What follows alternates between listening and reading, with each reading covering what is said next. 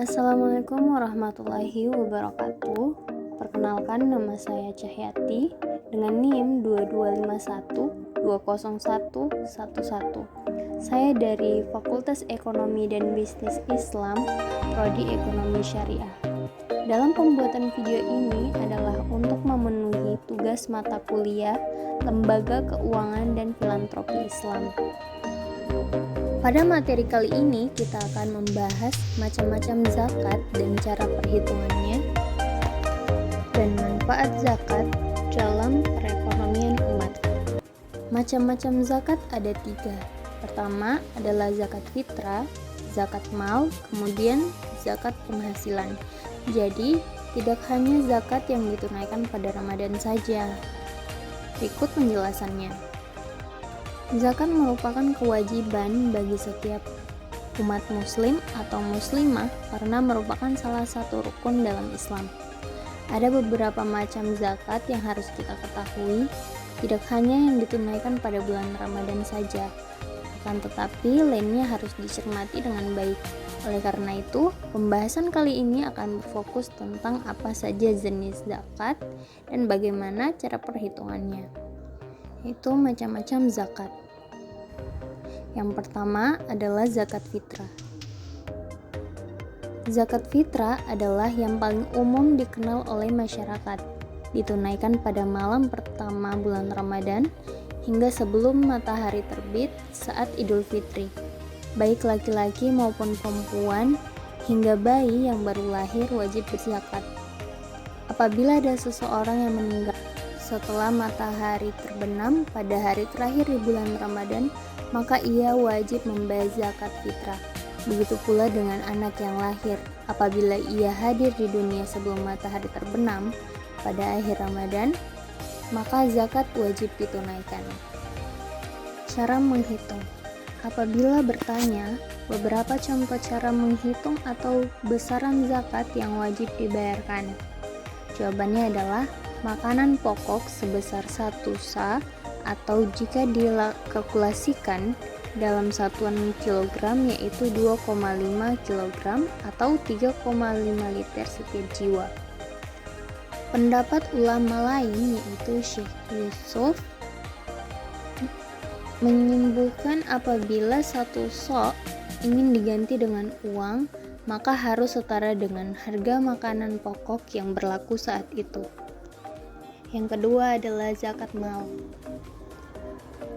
Zakat mal memiliki syarat wajib yaitu berasal dari segala sesuatu yang bisa dikuasai atau dimiliki serta bisa digunakan sebagaimana mestinya. Contoh sederhananya adalah mobil, hasil pertanian, hewan ternak, perak, emas, dan masih banyak lagi yang lain.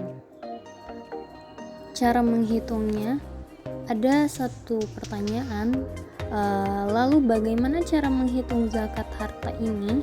Tergantung dari apa yang dizakatkan. Yang pertama, sesuai nisabnya. Misalnya binatang ternak. Nisabnya adalah untuk unta 5 ekor, sapi 30 ekor, kambing dan domba 40 ekor. Sedangkan harta perniagaan, zakat perniagaan harus dimiliki oleh seseorang dengan jenis komoditas yang umum diperjualbelikan, baik itu berasal dari dagang murni, hadiah, maupun warisan.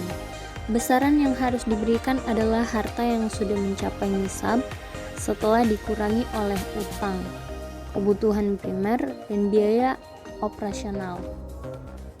Yang ketiga adalah zakat penghasilan. Berdasarkan Fatwa MUI, penghasilan yang dimaksud adalah gaji, upah atas jasa, honorarium, dan lainnya yang sudah diperoleh dengan cara yang baik, lagi halal. Selain itu, pendapatan tersebut juga rutin seperti seorang pejabat, karyawan, atau pegawai.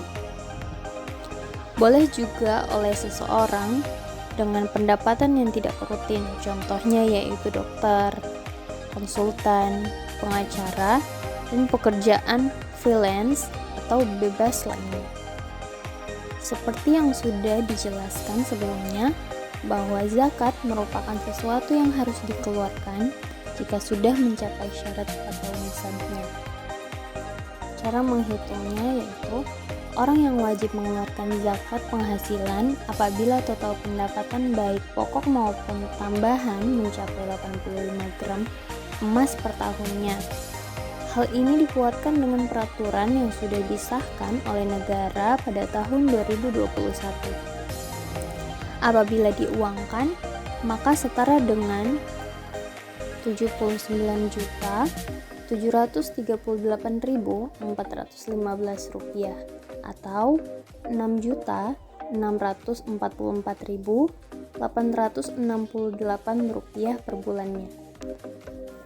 Cara menghitung paling lengkap, misalkan hari ini emas per gramnya seharga 938.099 rupiah, maka nisab dalam 1 tahun adalah 79.738.415 rupiah.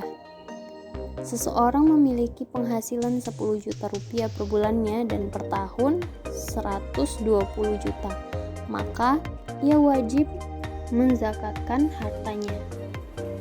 Selanjutnya yaitu manfaat zakat dalam perekonomian umat.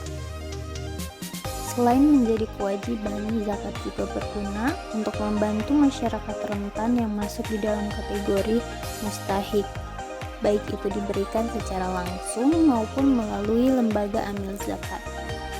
Manfaat selanjutnya yaitu sebagai penyempurna iman. Kita sebagai seorang muslim diberikan kewajiban untuk berzakat. Apabila kita mampu untuk berzakat, maka segerakanlah. Selain untuk menjalankan kewajiban, tentunya zakat akan memberikan dampak positif kepada mereka yang membutuhkan.